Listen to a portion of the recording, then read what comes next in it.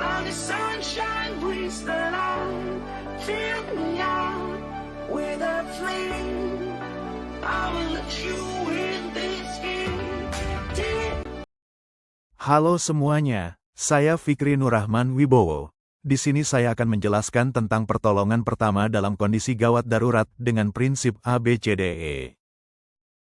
Pengertian, pertolongan pertama gawat darurat adalah tindakan cepat dan sementara yang diberikan kepada seseorang yang mengalami cedera atau penyakit mendadak sebelum bantuan medis profesional tiba.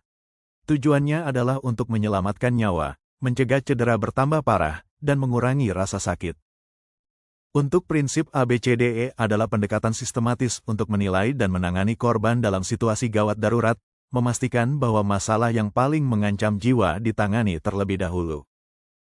Yang pertama, A. Airway atau jalan nafas.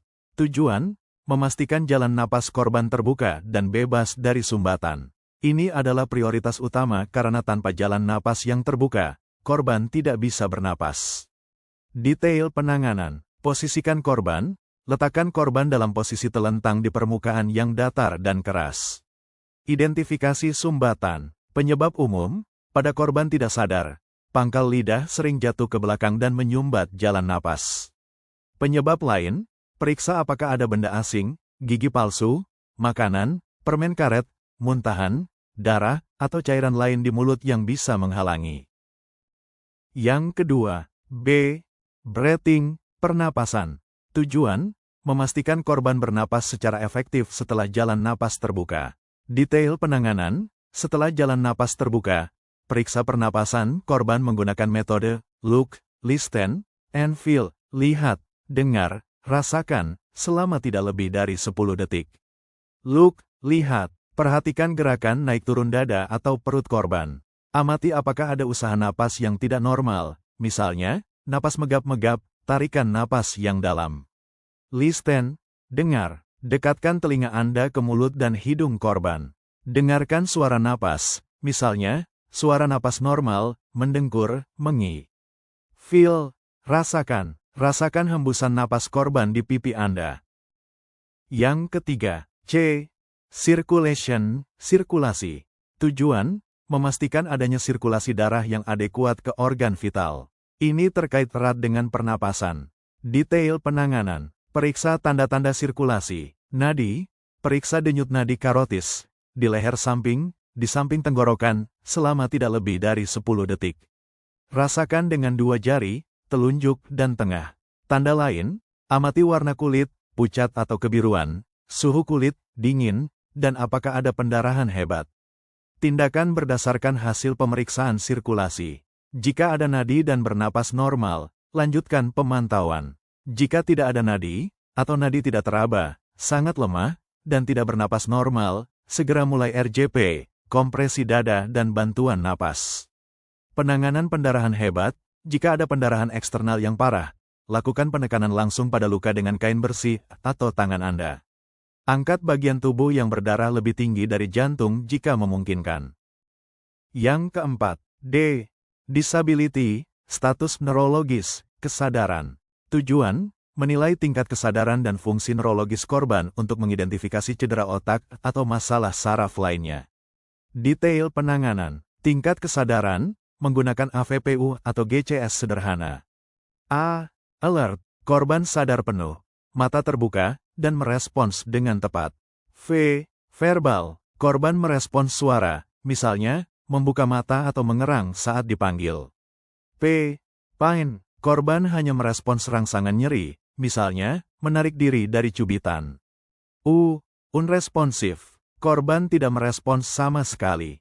Ukuran pupil, jika memungkinkan dan Anda tahu caranya, periksa ukuran dan reaksi pupil terhadap cahaya.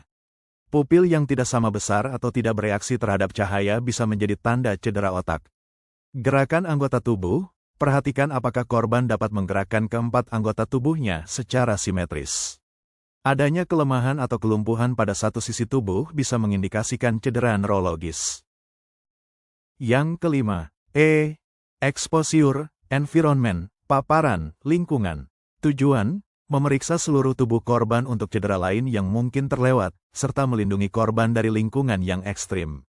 Detail penanganan. Buka pakaian secukupnya. Buka atau longgarkan pakaian korban dengan tetap menjaga privasi dan kehangatan untuk memeriksa seluruh tubuh dari ujung kepala hingga ujung kaki. Cari tanda-tanda cedera lain seperti luka, memar, bengkak, deformitas, perubahan bentuk pada tulang atau sendi. Tanda-tanda pendarahan tersembunyi. Tanda-tanda alergi, ruam, kartu identitas medis, misalnya gelang alergi, kondisi medis tertentu. Jaga kehangatan. Setelah pemeriksaan, selimuti korban dengan selimut atau jaket untuk mencegah hipotermia, terutama jika korban tidak sadar atau cuaca dingin. Lindungi dari lingkungan. Pindahkan korban ke tempat yang lebih aman jika lingkungan sekitar berbahaya, misalnya di bawah terik matahari langsung, di area lalu lintas, atau di tempat yang berpotensi runtuh, tetapi lakukan dengan sangat hati-hati, terutama jika ada dugaan cedera tulang belakang. Jadi kesimpulannya, penting untuk diingat, panggil bantuan medis darurat, selalu prioritaskan memanggil bantuan medis darurat, 112 di Indonesia, sesegera mungkin setelah Anda menilai situasi dan memulai langkah-langkah dasar ABCDE, terutama jika korban tidak sadar, tidak bernapas, atau mengalami pendarahan hebat. Keamanan penolong, pastikan keselamatan diri Anda sendiri terlebih dahulu sebelum mendekati korban. Latihan, pertolongan pertama, terutama RJP dan teknik pembukaan jalan napas, memerlukan pelatihan langsung. Penjelasan ini adalah panduan, tetapi tidak menggantikan pelatihan praktis. Terima kasih sudah mendengarkan dan memahami tentang pertolongan pertama dalam kondisi gawat darurat.